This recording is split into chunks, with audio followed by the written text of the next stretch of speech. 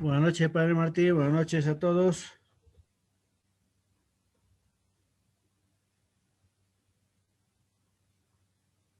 Buenas noches.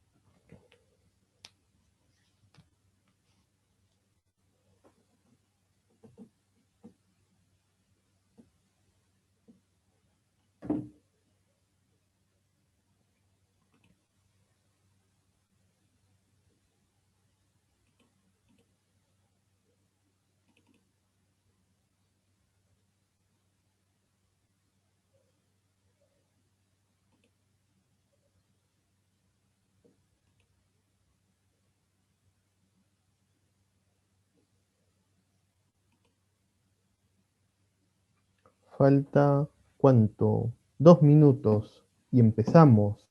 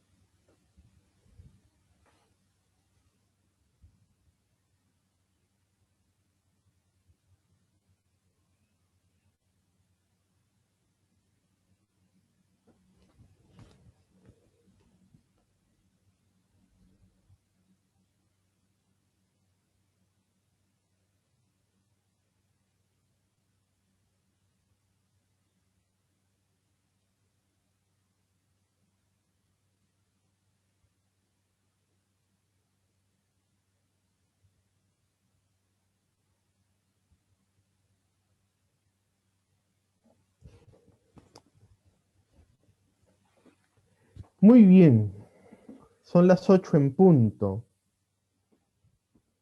Ya para ser puntuales.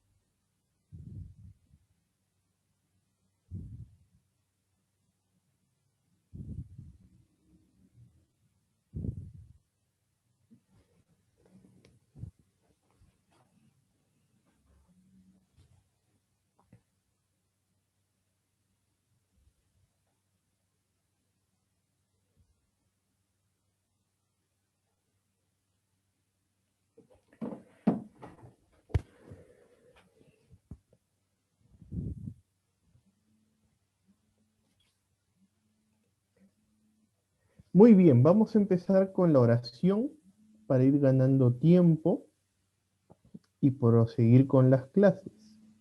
En el nombre del Padre y del Hijo y del Espíritu Santo. Amén. Ven Espíritu Santo, llena los corazones de tus fieles y enciende en ellos el fuego de tu amor. Envía, Señor, tu Espíritu y todo será creado y renovarás la faz de la tierra. Oh Dios, que has iluminado los corazones de tus hijos con la luz del Espíritu Santo, haznos dóciles a sus inspiraciones, concédenos gustar del bien y las dulzuras de sus consuelos. Por Jesucristo nuestro Señor. Amén. Dios te salve María, llena eres de gracia, el Señor es contigo, bendita tú eres entre todas las mujeres, y bendito es el fruto de tu vientre Jesús. Santa María, Madre de Dios, ruega por nosotros pecadores, ahora y en la hora de nuestra muerte. Amén. San José, ruega por nosotros. En el nombre del Padre, y del Hijo, y del Espíritu Santo. Amén.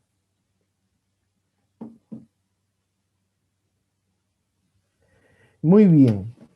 ¿Cómo les va?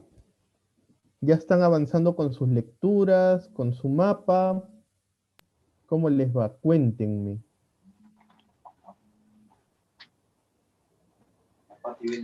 Buenas noches, padre. Buenas noches. ¿Cómo les va? A ver. A ver, vamos a escoger a uno por ahí. Valeria Rosas. A ver, cuéntame, ¿cómo te va?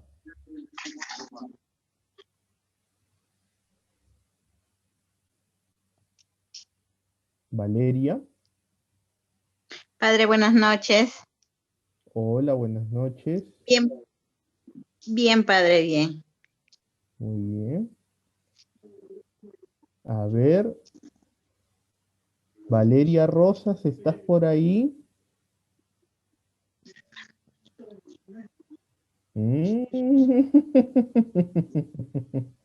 A ver, todos los que tienen desactivada su camarita, voy a empezar a preguntar.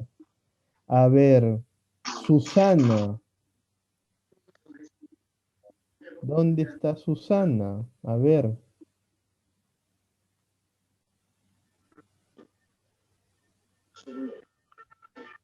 Susana, ¿estás por ahí? Creo que no están, habrá que ponerles falta en la asistencia. A ver, ¿quién más está por aquí? Teresa Pari.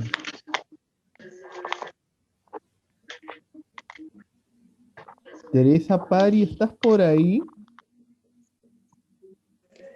Buenas noches, padre. Sí, padre, estoy por acá.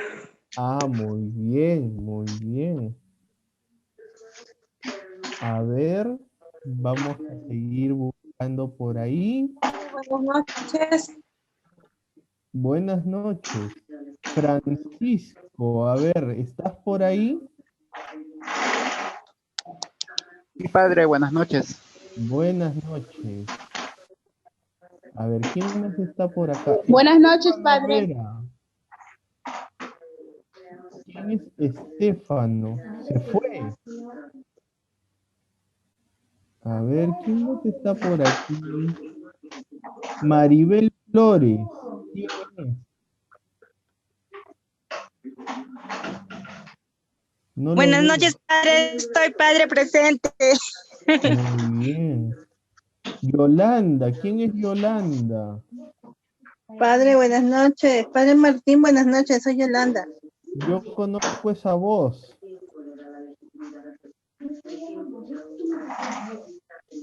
Padre Muy Martín, bien. buenas noches. Soy Yolanda. Sí, sí, sí. Ya me di cuenta.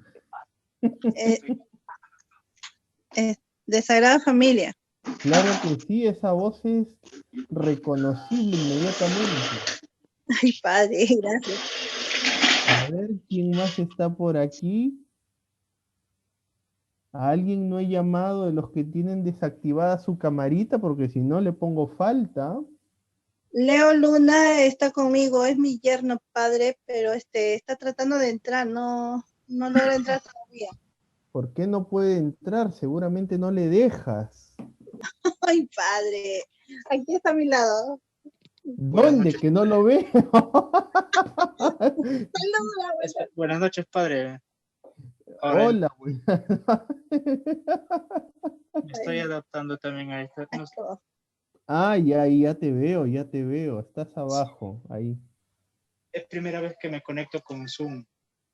Ah, muy bien. Y ya, lo que yo les preguntaba es, ¿y cómo les va? A ver, cuéntenme. Buenas noches, padre. A Ruber no ha llamado. Robert, buenas noches. Mi padre, ahí sufriendo con el esquema todavía. Está un poquito largo. Ah, sí. Sí. Voy a buscar uno que yo tengo ahí guardado. De repente el lunes se los enseño. Que me hicieron uno hace muchos años y Nos era ayudaría mucho. perfecto. No, porque si no ya les hago la tarea, ¿no? No puede que no sea igual, pues padre. Si nos manda antes, padre, mejor. Lo que tienen que hacer es algo así. No tienen que hacer nada más complicado. Lo ven, ¿no? Es algo así de sencillo. Buscar las palabritas y armar el mapa, ¿no? Ya le dan la forma a ustedes que ustedes quieren al final, ¿no? Pero bien, y por otro lado, ¿me estoy dejando entender? A ver, ¿sí? ¿Me están entendiendo? Porque de repente, como es el primer curso, de repente les estoy hablando en chino, ¿no? Y no me entienden. Acá hay una pinza. Uy, Tessa, si con Teso me salgo. Yo creo que sí, porque bueno, yo empecé el martes porque se olvidaron de avisarme, empecé al principio como que me perdí un poco, pero ya poco a poco yo creo que uno va entendiendo. Muy bien, muchas gracias. A ver, ¿algún otro comentario más? Porque Sí, claro, padre, si yo no, también estoy avanzando. Claro que, ya. bueno, lo veo un poquito largo, pero lo estoy, digamos, agrupando por, digamos, por subtítulos, ¿no? La razón de sale la liturgia es uno y luego voy a hacer otro que es significación de la palabra de la liturgia. Así los estoy clasificando porque si no sería inmenso. No, bueno, si alguno lo hace grande, pues igual, ¿no? También vale la intención, no estará mal. Normalmente yo les pedía en otras escuelas que lo hagan así como para hacer un repaso para el examen, ¿no? Porque eh, a veces no da el tiempo para leer, entonces necesitas algo que te obligue a leer, ¿no? Y hacer el mapa conceptual pues ayuda a fijar algunos conceptos que a veces quedan en el aire, ¿no? Pues bien, ustedes dirán, ¿y por qué el padre está haciendo esto? Porque el padre cree que se le va a acabar el curso en la segunda hora si sigue corriendo. Por eso estamos ahí con calma hasta ahorita. Porque para estar en el día que estamos bastante avanzados. Y eso que nos quede el lunes y nos quede el martes. Y ahí ya no sé qué voy a hacer. Vamos a hacer una ronda de chistes seguramente para completar la hora. Padre Martín, perdona, una pregunta. Sí. Veo que han hecho un mapa conceptual. Bueno, por motivos de descoordinación que he tenido yo, me da culpa. Recién hemos entrado con mi yerno hoy día. Entonces, Ya. desconozco el mapa conceptual y todo lo que han avanzado. Ya. A ver. Sí. A ver, te explico. Estamos leyendo el catecismo, ¿sí? El catecismo grueso, no el delgado, no el que venden en las librerías, no, el catecismo grueso, ¿no? Entonces, lo que nos toca hacer, a modo de examen final, ya que yo no voy a tomar ni examen oral, ni voy a tomar examen escrito, no lo voy a hacer así, pues lo que estamos haciendo es leer los números que toca la liturgia, ¿no? En el catecismo, que es del 1066 al 1209 y del 1667 al 1690. Entonces, ¿qué hay que hacer, Yolanda? Tú vas leyendo, vas siguiendo el curso, lo vas leyendo por tu cuenta, y para el día, como muy tarde, 3 de febrero, a través de un archivo, ya sea de fotografía, PDF, Word, una foto de algo que has hecho a mano, cada uno ve. Envía su mapa conceptual. ¿Sí? Exacto. Que justo puse la fotito al inicio, ¿no? De cómo es más o menos un mapa conceptual. Roxana pregunta por el chat, ¿a dónde lo tendrían que enviar? Pues supongo yo que el día lunes le pediré a alguno de ustedes, mejor si se ofrece alguien de voluntario, que le puedan enviar todos a esa persona sus trabajos. Entonces, esa persona, yo le doy mi WhatsApp, me lo envía a mí, y yo lo reviso y ya luego paso la nota. A esa persona tendré la gentileza de pasarle una fotografía del registro, ¿no? Para que sepan cuál es su nota, ¿no? O sea, de eso se trata, porque yo me voy a quedar con los trabajos al final. Entonces, lo revisaré e iré. Fiorella Lazarte. ¿Quién es Fiorella Lazarte? Padre, buenas noches. Buenas noches. ¿Tú me puedes ayudar? Sí, padre, yo le puedo ayudar con todo ese tema. Muy bien.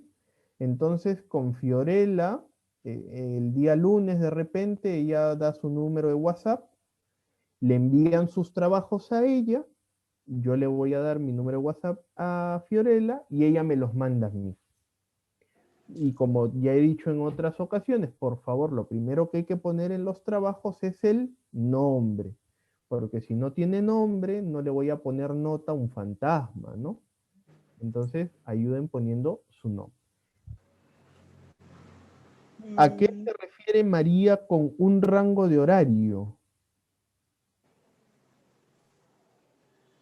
No sé a qué se refiere. Para la entrega de los mapas. El que ponga a Fiorella, si Fiorella dice que se lo tienen que entregar hasta las 5 de la tarde, pues se lo entregan a las 5 de la tarde, cosa que a las 5:05 yo tengo todo, ¿no? Entonces, yo he dicho hasta el día 3, ¿no? Entonces, si hasta el día 3 ella les dice, envíenmelos hasta el mediodía, pues bien, ella pondrá la hora, ¿no? Porque ella es la que me va a hacer el favor de enviármelos al WhatsApp. ¿Sí? Yolanda, aclarada la duda. Padre, gracias. Muy bien. Vamos entonces a ir... Un poquito que me falla la señal. Vamos a ir con lo que nos toca para el día de hoy. Vamos a salir. Padre Martín, muchas gracias. De nada. Vamos a ir a lo que toca para hoy. A ver. Bien.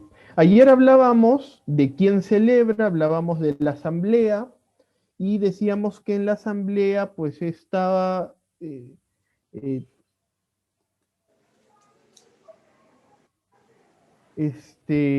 decía de que hay un orden, hay una estructura. Un detallito, yo no sé si todos ustedes, no sé si ustedes alguna vez han participado de lo que se llama una misa solemne. Una misa donde se usa el incienso, se usan las velas, se usa la cruz. Cuando hay una misa solemne se nota la estructura ministerial, ¿no? Van los monaguillos, En un lugar están los lectores participan, luego en otro momento participan los ministros de la comunión, en fin, o sea, hay toda una estructura dentro de la celebración. Entonces, eso se nota con bastante evidencia normalmente en la misa solemne. Y todo esto, por ejemplo, si alguno de ustedes ha tenido ocasión de participar en una misa que preside un obispo, esto de aquí se nota con más claridad, porque cada uno cumple su función, y eso es importantísimo. ¿Sí? Padre, cuando vino el Papa se hizo una misa.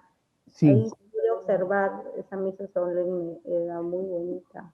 Claro, es que las misas que hace el Papa están bien cuidadas. Ahí no falla nada. Ahí no tienes opción a fallar en nada. Y se nota, ¿no? ¿Cuál es el papel de los obispos, de los presbíteros, de los diáconos, etcétera, etcétera, etcétera? ¿Sí? Muy bien. Entonces, ya pasamos de esta parte más de la participación, ¿no? De los ministros, de la asamblea, y ahora vamos a hablar del cómo celebrar. Y esta parte es interesante, ¿ah? Es muy interesante. ¿Cómo se celebra la liturgia? Aquí está puesto con un número del compendio del catecismo que remite al 1145 del catecismo grande, ¿no? Este es el compendio, el que está en azulito es el compendio del catecismo de la Iglesia Católica. Un paréntesis, ¿alguien se ha preguntado por qué pongo CCE? Catecismo católico. Sí, efectivamente. Sí, padre. Pero se han preguntado por qué es así, no pongo las siglas de Catecismo de la Iglesia Católica, CIC. Es el compendio del Catecismo de la Iglesia Católica, que está escrito en latín, padre. Muy bien, esa es la respuesta. Muy bien. ¿Quién fue? ¿Quién dijo eso? Ruber, padre. Ruber, muy bien. Eso amerita anotarlo aquí en el papelito de las buenas intenciones. Muy bien. Cuando alguien dice cosas bonitas, pues será tenido en cuenta en el día del juicio final. El que no dice nada y anda con la camarita desactivada, pues más bien, y menos me responde, pues hoy día ya sé que hay 2 faltas, ¿no? Bien. Entonces sí, efectivamente. Y en cambio, CIC significa Codex Juris Canonici. Esas son las siglas del Código de Derecho Canónico. Por eso no, yo al menos no suelo usar esa. En cambio, CCE son las siglas en latín de Catechismus Catholicae Ecclesiae. Catecismo de la Iglesia Católica. Normalmente los documentos se siglan en latín, en el caso de la Iglesia. Muy bien. Entonces decía que...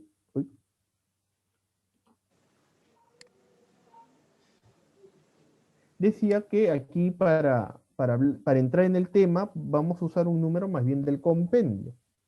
¿Cómo se celebra en la liturgia? La celebración litúrgica está tejida de signos y símbolos. Esto es clave, porque si yo hago una pregunta muy abierta, ¿quién ha visto a Jesús? Salvo que sea un gran místico, ¿no? A lo Santa Margarita María de Alacoque o Santa Faustina Kowalska, creo que el 99% de los que estamos aquí no hemos visto a Jesús, ¿no? Pero no, o mejor dicho, pero sí lo podemos ver a través de los signos y de los símbolos. Santa Margarita, San Juan Eudes, Santa Faustina, en fin, tantos místicos lo han visto cara a cara. Pero nosotros, actualmente, en el tiempo de la Iglesia, vemos a Jesús a través de signos y símbolos, cuyo significado está enraizado en la creación y en las culturas humanas. O sea, la liturgia ha ido cogiendo cosas del mundo, cosas valiosas, no cosas extrañas. No, en la liturgia no se debe hacer una mímesis, una imitación de lo que se hace en la calle. Son 2 lenguajes distintos. Entonces, aún así, ha cogido cosas de la creación y de la cultura humana. Uy, me pasé. Se precisa en los acontecimientos de la antigua alianza y se revelan en plenitud en la persona y en la obra de Cristo. Han habido algunos, por ejemplo, objetos, símbolos, signos, que se han usado en el Antiguo Testamento y que la Iglesia continúa usándolo. Y esto cobra total sentido en la obra de Cristo. Signos del mundo de los hombres. Y aquí vamos a hablar un poquito de algunas cosas que se suelen usar. En el Catecismo, en el 1146, dice, ¿no? El hombre, siendo un ser a la vez corporal y espiritual, ojo con esto, ¿ah? Esto es clave, porque no es solo cuerpo, ni es solo espíritu, es la unión de ambos, cuerpo y espíritu. Expresa y percibe las realidades espirituales a través de signos y símbolos materiales. Entonces, como no somos solo espirituales, nos valemos de algunas cosas que existen en el mundo para comprenderlo. Como ser social, el hombre necesita signos y símbolos para comunicarse con los demás, mediante el lenguaje, los gestos y acciones. Lo mismo sucede en su relación con Dios. Entonces, esto de aquí ya nos va haciendo entrar en varios puntos. La liturgia tiene un lenguaje, tiene un modo de expresarse vocalmente, tiene unos gestos, hay unos comportamientos que se usan y unas acciones. Y esto que se hace en el mundo, que se hace en la calle, en las relaciones sociales, se incorpora en la dinámica de la liturgia. En el Catecismo, en el 1147, dice, ¿no? Dios habla al hombre a través de la creación visible. El cosmos material se presenta a la inteligencia del hombre para que vea en él las huellas de su creador. Y aquí hay una cita, está de la cita de la carta a los romanos, que ya le he mencionado, ¿no? En algún momento, per visibiliat invisibilia, por lo visible a lo invisible. Por ejemplo, tú vas a misa y vas a ver que hay una mesa, vas a ver que hay una cruz, vas a ver que hay una copa, vas a ver que hay una persona que lee la lectura, vas a ver que hay otro que es el que está dirigiendo la oración, hay otro que está cantando. Todos esos signos, lo único que buscan, lo único que pretenden es remitirnos al Creador, mostrarnos a Dios. Entonces, a través de las cosas visibles, Dios habla al hombre. En el 1148 nos dice, ¿no? Lo mismo sucede con los signos y símbolos de la vida social de los hombres. Lavar, ungir, partir el pan, compartir la copa, pueden expresar la presencia santificante de Dios y la gratitud del hombre a su creador. Entonces, esa dinámica de la que estábamos hablando antes, ¿no? De que a través de las cosas creadas se puede ver al creador, del mismo modo se pueden trasladar en la dinámica de la liturgia. Hay gestos que están tomados de la vida social que van a expresar esa relación de Dios con los hombres. En el 1149 dice, las grandes religiones de la humanidad atestiguan a menudo, de forma impresionante, este sentido cósmico y simbólico de los ritos religiosos. Hay aquí un detalle, ¿no? Si nos damos cuenta, muchas de las cosas que se hacen, que se dicen, que se realizan en la liturgia, están tomadas de la naturaleza. Por ejemplo, la vela. La vela no es una decoración, no es para darle a la reunión litúrgica una apariencia de restaurante, no. La vela tiene esa quiere mostrarnos esa luz que está detrás. Por ejemplo, yo no sé si alguno de ustedes se ha preguntado, ¿y por qué tiene que haber al menos 2 velas? Y eso tiene su significado. Eso significa de esa luz que sale al amanecer y se oculta. De la luz al ocaso, como diría el Salmo.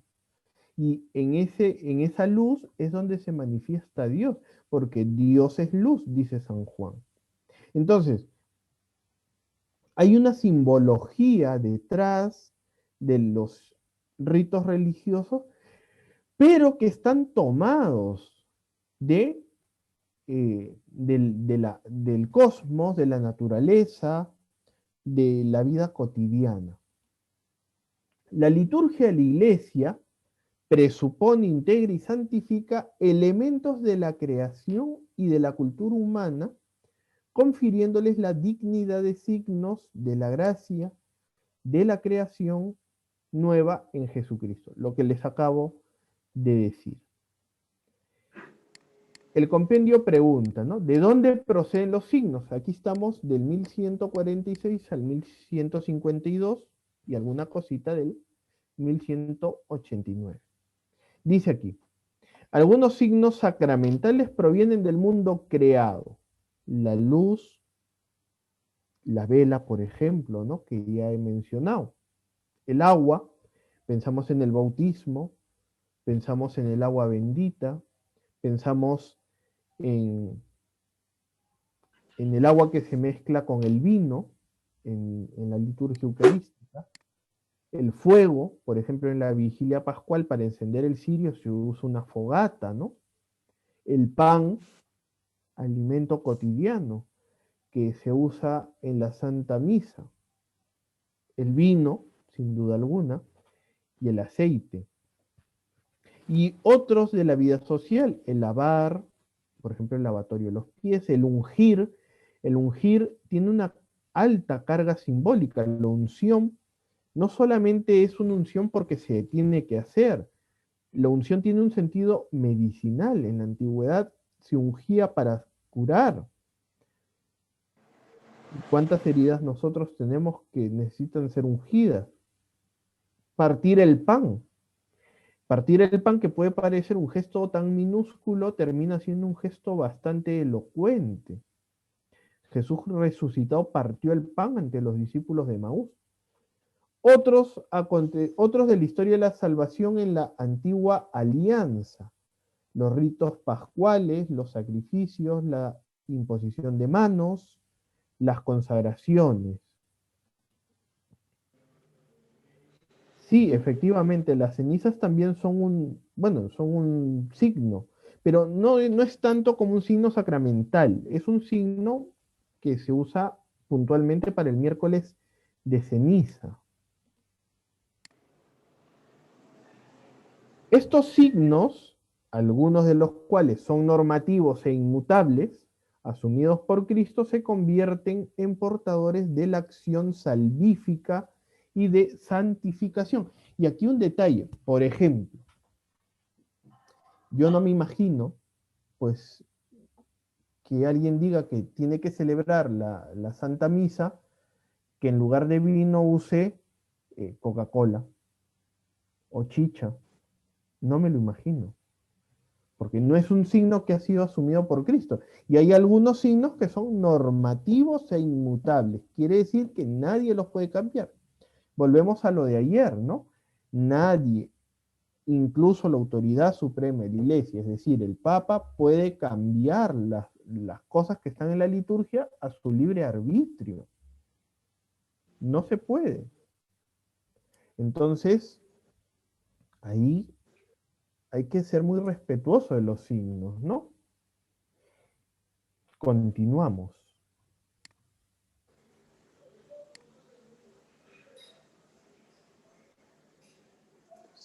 Signos de la alianza. El catecismo nos dice en el 1150, el pueblo elegido recibe de Dios signos y símbolos distintivos que marcan su vida litúrgica. En el siguiente párrafo lo explicamos un poquito. No son ya solamente celebraciones de los ciclos cósmicos y de acontecimientos sociales. Eso era lo que hacían los judíos, ¿no? Por ejemplo, Pentecostés, por poner un ejemplo. Tenía una relación más con el recojo de las cosechas que con el don del Espíritu Santo, ¿no? ¿Qué otro acontecimiento, ¿no? La Pascua anual también. En fin, o sea, los judíos tenían celebraciones, pero más enfocadas a esto, ¿no? A recordar ciclos cósmicos, la naturaleza, lo social, y este pueblo le va dando un nuevo sentido, ¿no? Son signos de la alianza, símbolos de las grandes acciones de Dios en favor de su pueblo. Dice, ¿no? Entre estos signos litúrgicos de la antigua alianza se pueden nombrar la circuncisión, la unción. La circuncisión era como el bautismo para nosotros. A los varones se les circuncidaba y entraban en el pueblo elegido. La unción, hay diferentes unciones, ¿no? Eso es algo muy, por ejemplo, se ungía a los reyes, se ungía a los profetas, se ungía a los sacerdotes. La consagración de los reyes y sacerdotes, la imposición de las manos para conferir un poder normalmente, los sacrificios. En el Antiguo Testamento hay 4 categorías de sacrificios y sobre todo la Pascua. La Iglesia ve en estos signos una prefiguración de los sacramentos de la nueva alianza.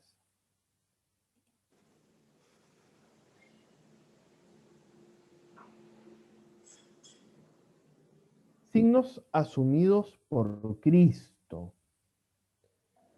Que aquí también ya nos da alguna pauta, ¿no? En su predicación, el Señor Jesús se sirve con frecuencia de los signos de la creación para dar a conocer los misterios del reino de Dios. Se vale de muchas cosas. ¡Uy! Se me fue. Se vale de muchas cosas que están al alcance de la mano, por decirlo de alguna manera. Realiza sus curaciones o subraya su predicación por medio de signos materiales o simbólicos. Aquí, por ejemplo, pone el Catecismo Juan 9:6. Y yo quiero aquí detenerme un poquito. Dice, ¿no? Está hablando de la curación de uno de los enfermos. Dice, dicho esto, escupió en el suelo, hizo lodo con la saliva, lo aplicó en sus ojos y le dijo, anda, lávate en la piscina de Siloé, que significa enviado. Entonces, ¿ven? O sea, no es que Jesús fue a una farmacia y consiguió una solución química apropiada para la curación del enfermo, no. Hizo lodo con el polvo que había, la tierra que había y su saliva. O por ejemplo, este de Marcos 7, 33, 35. También, o sea, vale la pena tenerlo presente, ¿no? El efetá.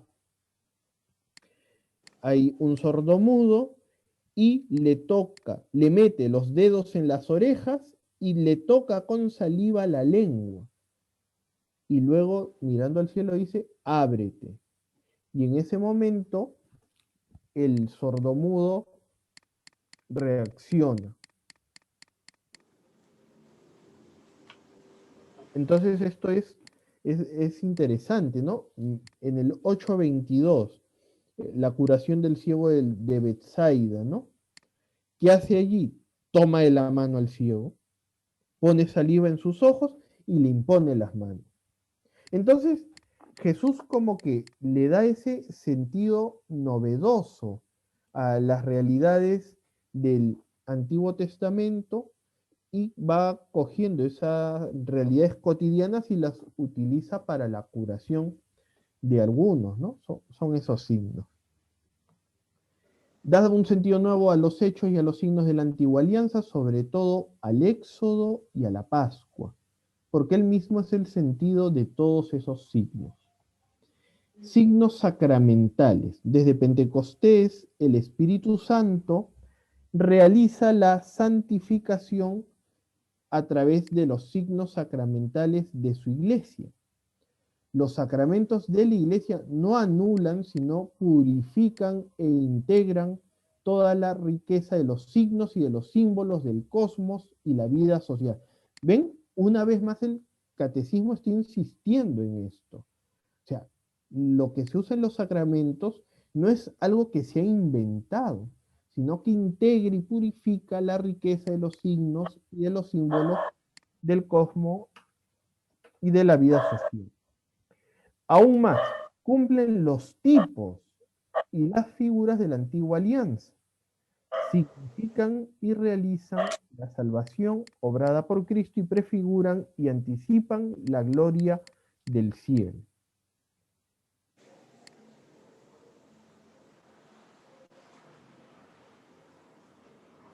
Vamos a ver ahora, así brevemente, los signos y símbolos naturales, ¿no? Que es bueno tenerlos presentes para saber de qué trata, ¿no? Por ejemplo, tenemos el agua, que como ya he explicado en algún momento, pues remite al bautismo, remite a las purificaciones, pero también el agua tiene ese significado de vida, ¿no? De hecho, cualquiera de nosotros, si no toma agua, siente que le falta algo, ¿no? Entonces, el agua es ese signo de la vida. En el momento que se prepara el cáliz para la plegaria eucarística, en el momento que le solemos llamar el ofertorio, se dice, ¿no?, que el agua unida al vino sea signo de nuestra vida divina, de la vida divina de quien ha querido compartir la naturaleza humana.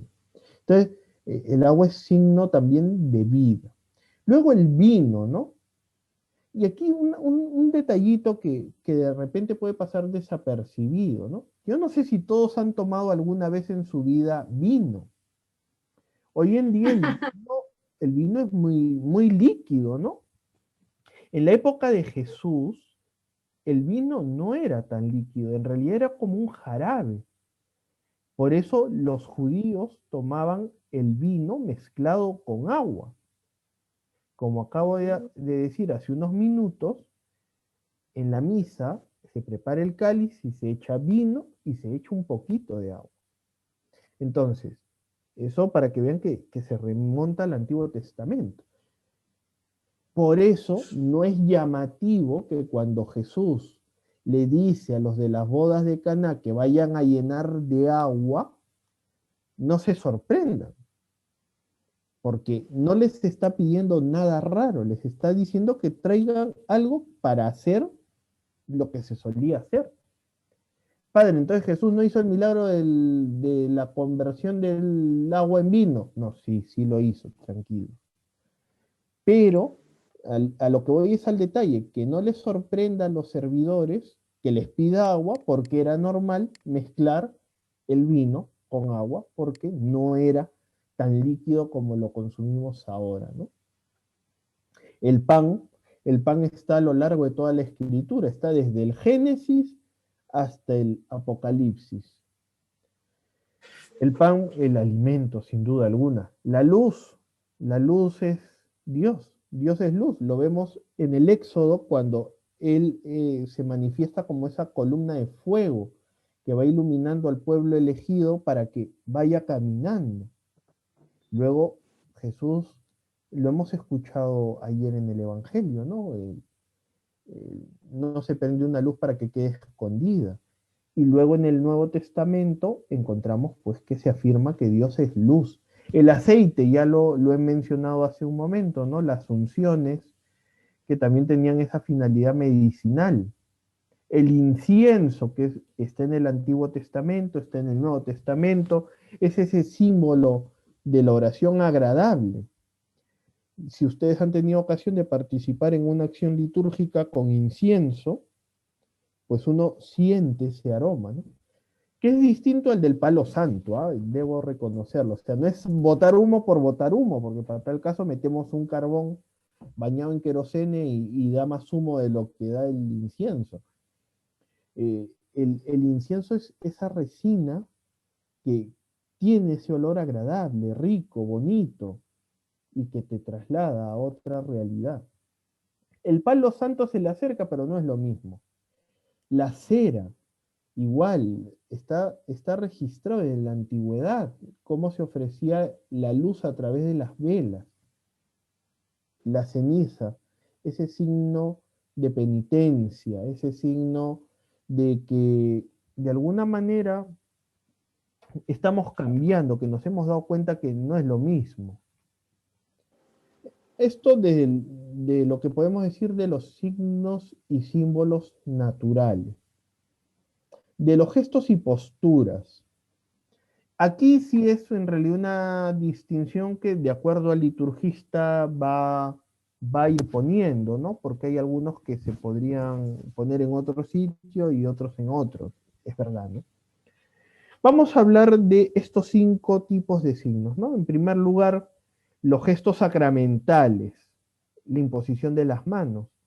Por ejemplo, es curioso que cuando uno estudia el ritual del sacramento de la confirmación, se da cuenta que la unción en la confirmación no es un gesto de siempre. O dicho de otra manera, no siempre se ungió con crisma. Porque en la primera época de la iglesia, el bautismo y la confirmación estaban muy unidos, entonces no había un sacramento exclusivo de la confirmación. O sea, en el rito bautismal estaba incluido el sacramento del bautismo y el sacramento de la confirmación. Entonces, el gesto que sí está en todita la historia del sacramento de la confirmación es la imposición de manos. Desde los primeros apóstoles que empezaron a confirmar hasta el día de hoy, en toda la confirmación, en toda la historia del rito de la confirmación, está la imposición de manos. La imposición de manos también, por ejemplo, cuando se da una bendición. La imposición de manos, por ejemplo, cuando uno recibe la ordenación. Yo cuando me ordené diácono me impusieron las manos antes de la oración consagratoria. Cuando me ordené sacerdote, pues también me impusieron las manos antes de la oración consagratoria. Entonces la imposición de manos tiene ese sentido, ¿no? De transmisión de un poder o de la donación del Espíritu Santo. La señal de la cruz es un gesto que es común y universal, ¿no? Y todos lo hacemos, además como ese recuerdo de la presencia de la cruz en nuestra vida. La unción sacramental con el óleo respectivo. En el bautismo a los niños se les da la unción prebautismal con el óleo de catecúmeno. Que dicho sea de paso, no sé si alguno de ustedes tiene que ver con los bautismos, pero en los bautizos nunca se debería omitir la unción con el óleo de los catecúmenos, nunca. En esta temporada que a mí me ha tocado bautizar, en este periodo de emergencia, nunca he omitido la unción con el óleo de los catecúmenos, porque me parece que es algo que se tiene que dar, y que no toma ni 5 minutos el darlo, ¿no? Entonces, la unción con el óleo de los catecúmenos debe ser algo que se debe conservar.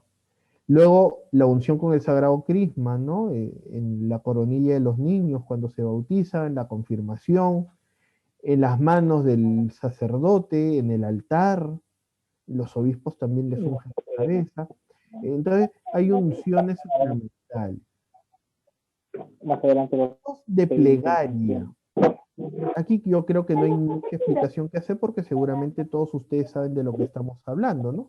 De pie, normalmente orar de pie, estar de pie es un gesto de homenaje, ¿no? Ante la presencia de lo que estamos en una misa. Por ejemplo, estamos de pie en los ritos iniciales, cuando se lee el Evangelio, la plegaria eucarística, ¿no? Es el gesto del libre. La del tengo la cita para el muchacho. ¿Alguien ha dejado prendido su micrófono? Se escucha, se escucha. Las manos juntas, ¿no? cuando unimos nuestras manos en oración, que incluso, yo no sé si por aquí hay algún psicólogo o psicóloga, pues se ha llegado a demostrar que incluso la postura facilita ese recogimiento. O sea, no es lo mismo ir a orar con los brazos cruzados que ir a orar con las manos juntas. Se ha demostrado que hay ¿cómo decirlo? Como una especie de cualidad, ¿no? Que facilita el recogimiento, el entrar en uno mismo, entrar en Dios, en la oración, ¿no? Los brazos extendidos es un gesto de la plegaria, está desde el Antiguo Testamento, y de rodillas, ¿no? Es ese gesto de adoración ante la presencia de Dios. Gestos de penitencia. Tenemos la genuflexión, tenemos los golpes de pecho, la inclinación, la postración, ¿no? Son gestos de penitencia. Un gesto de reverencia a la inclinación, a veces cuando se pronuncian nombres de la Virgen, del Santo del Día, de Dios, de la Santísima Trinidad. Y algunos gestos de conveniencia, ¿no? Por ejemplo, el estar sentado para escuchar la palabra de Dios o escuchar la explicación o el lavatorio de las manos. Ahora, así brevemente, los utensilios litúrgicos, los vasos sagrados, ¿no? El cáliz, que es esa copa donde se vierte el vino con el agua, que luego se convierte en la sangre del Señor. La patena es como un platito donde se pone la hostia. A veces tiene forma de disco, a veces tiene una forma un poquito más cóncava, pero es ese platito donde se pone la hostia, ¿no? Que normalmente es la hostia que tiene el celebrante, que es un poquito más grande. El copón, que es algo parecido al cáliz, es una copa, solo que suele ser un poquito más ancha y tiene una tapa. Ahí se ponen las hostias pequeñas para la distribución de los fieles. La custodia, que es como una especie de relicario, en donde en el centro se pone la sagrada hostia para que los fieles lo podamos adorar. La crismera, son copitas, por llamarlo de alguna manera, donde se suelen echar los óleos para poder ungir en los momentos respectivos. Las hay de diversos tipos, hay unas muy prácticas que son las que se usan para los enfermos, las hay las más elegantes que se usan en las confirmaciones, en fin, hay para todos los gustos. Luego, los objetos litúrgicos. Tenemos las vinajeras, que son esas dos jarritas, más grandes, más pequeñas, de metal, de vidrio, hay de diversos materiales, donde se pone el vino, se pone el agua. El aguamanil es una jarra y una fuente que usará el sacerdote para el lavatorio de las manos. La piscina, aquí a alguno le debe causar gracia, pero no estamos hablando de ese lugar que varios quisiéramos utilizar en este tiempo para bañarnos, pero no se puede. La piscina es una copita donde el sacerdote o el que da la comunión se purifica los dedos después de hacerlo. Otros le llaman la copa de ablución. En fin, son nombres más según la práctica. El acetre es ese cuenco, recipiente donde se pone el agua bendita, y el hisopo, que en realidad es una planta, la planta del hisopo, que tiene también un aroma, y lo usaban ya en el Antiguo Testamento incluso para asperjar. En el Antiguo Testamento lo usaban para asperjar la sangre de los sacrificios. Y para nosotros es para asperjar el agua bendita, pero también se llama hisopo a un instrumento que tiene una bolita en la parte superior, que tiene una esponja, y con eso se echa el agua. El incensario, que es ese recipiente donde se pone el carbón y luego de ese carbón se le va poniendo incienso. La naveta es un recipiente donde se pone el incienso que se va a quemar en el incensario. La cruz alta es una cruz particular que la lleva el monaguillo normalmente, rodeada de dos cirios, ¿no? Los ciriales son dos velas que van a los lados. Luego la campanilla, que sirve para indicar el momento en que se debe arrodillar uno. El atril, que en realidad es un mueble que facilita la lectura.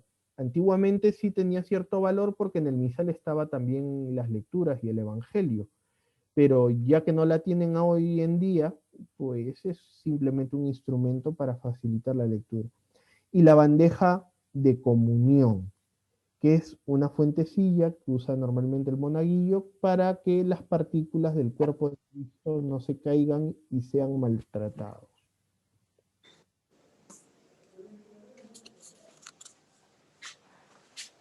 Palabras y acciones en la liturgia. Esto también sería bueno que lo tengamos muy en cuenta. Ya va viniendo la parte interesante.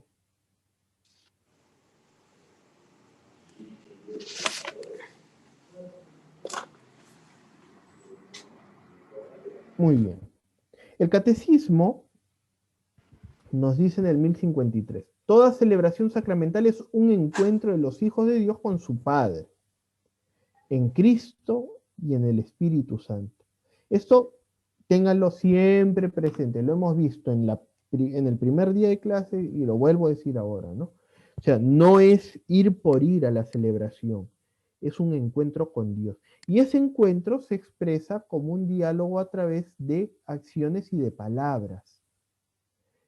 Ciertamente las acciones simbólicas son ya un lenguaje, pero es preciso que la palabra de Dios y la respuesta de fe acompañen y vivifiquen estas acciones a fin de que la semilla del reino dé su fruto en la tierra buena.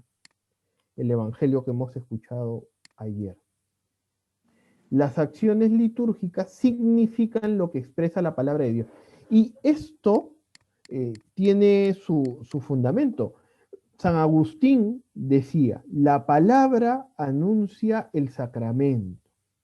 O sea, lo que escuchamos en la palabra se va a realizar en el sacramento.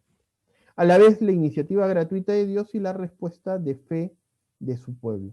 Dios habla, pero espera mi respuesta. En el 1154 nos dice,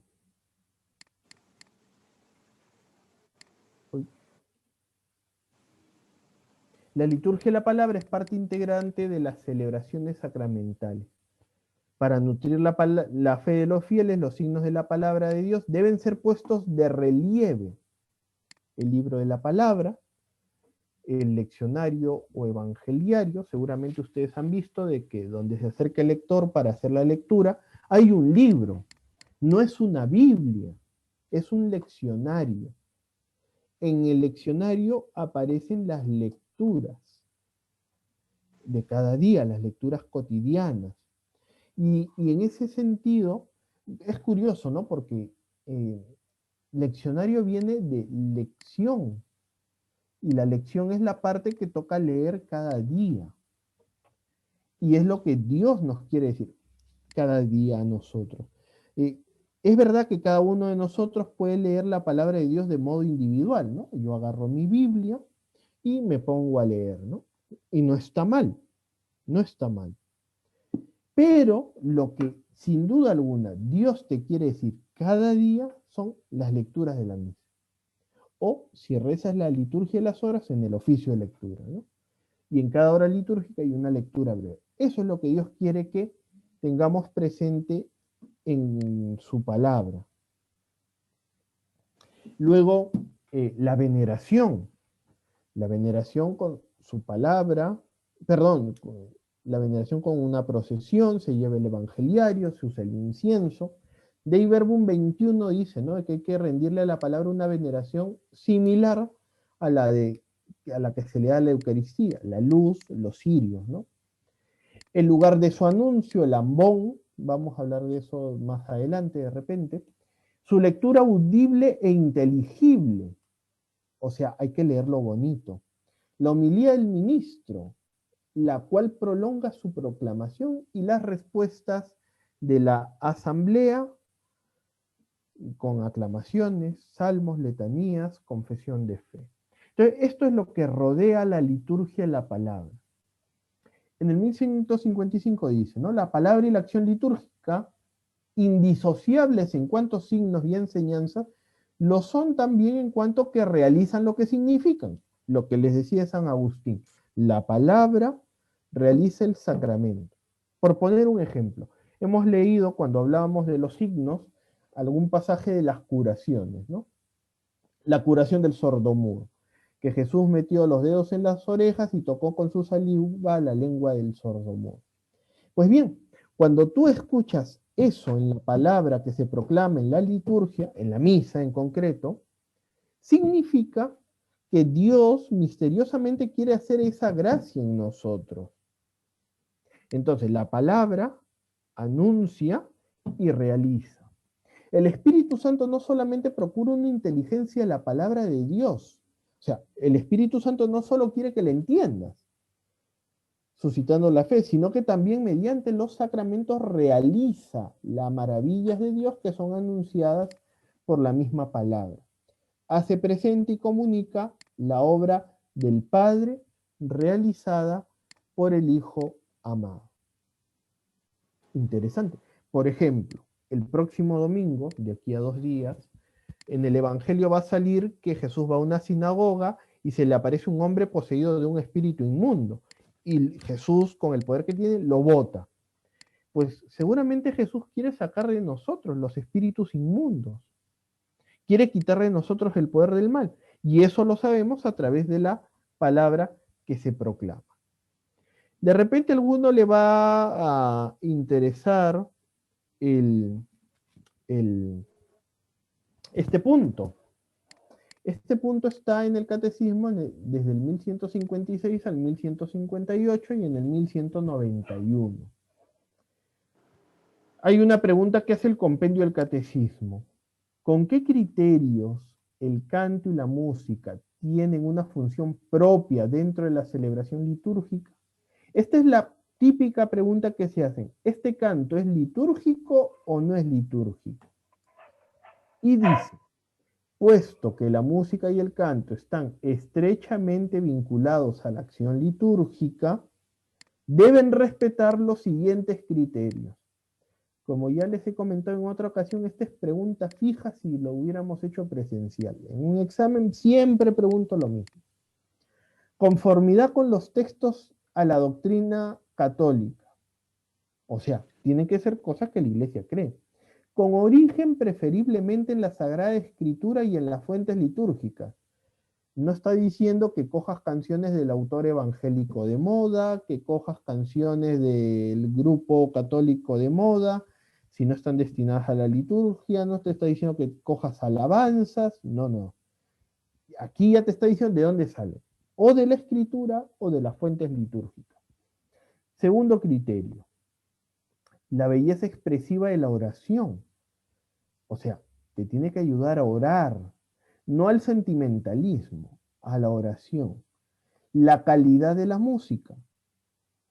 La participación de la asamblea, porque ya en algún momento cuando he explicado antes, he dicho, ¿no? O sea, no se trata de tener un coro para que el coro figure. Se tiene un coro para que la asamblea cante. Por eso se llama Schola Cantorum, escuela de canto. Aprendes a cantar para enseñar a cantar. La riqueza cultural del pueblo de Dios, o sea, hay formas culturales que se pueden asumir, y el carácter sagrado y solemne de la celebración. Dice San Agustín, el que canta reza 2 veces. Ya son las 9. Vamos a dejarlo aquí un momento y luego continuamos. ¿Sí? Muy bien. ¿Alguna pregunta, duda, inquietud? Las guardamos para cuando regresemos, ¿sí? Muy bien, nos vemos en unos minutos y el que tenga preguntas la hace al regreso. ¿Qué tiempo tenemos, padre? ¿Perdón? Ay, chute.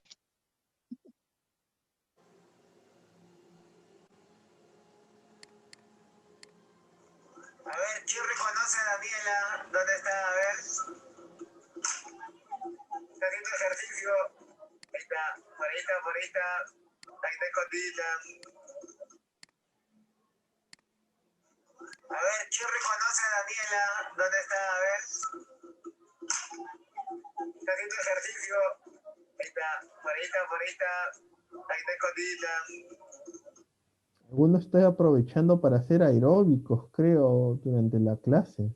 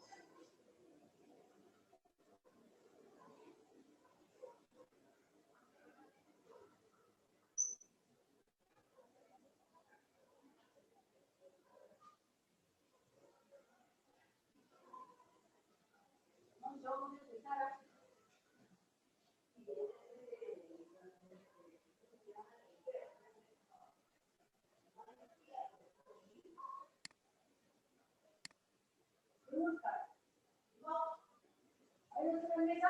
A ver.